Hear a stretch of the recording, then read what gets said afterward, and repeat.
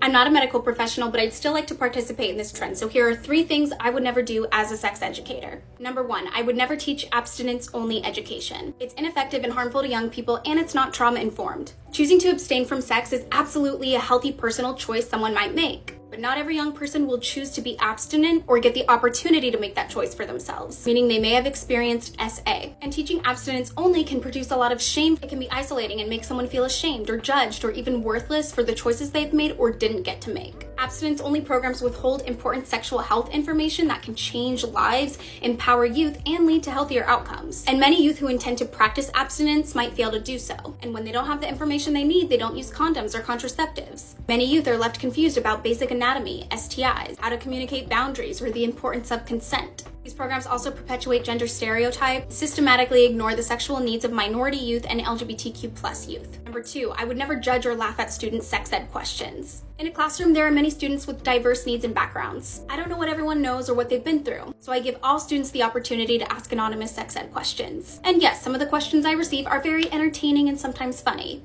And sex ed topics are inherently awkward and produce a lot of laughter, but I will never laugh at students' questions while hearing them, reading them, or answering them, because all questions are valid. It's unfair to make someone feel embarrassed or judged just because they're curious. I like to give everyone the benefit of the doubt and answer as many questions as I can, or at least a piece of each question, even the ones that are trying to troll, because there's always something to learn. Sex ed should be a safe place to talk about and ask about this stuff. And I don't know about you, but I immediately shut down if I sense someone is judging me or laughing at me. It's shitty, and youth deserve respect.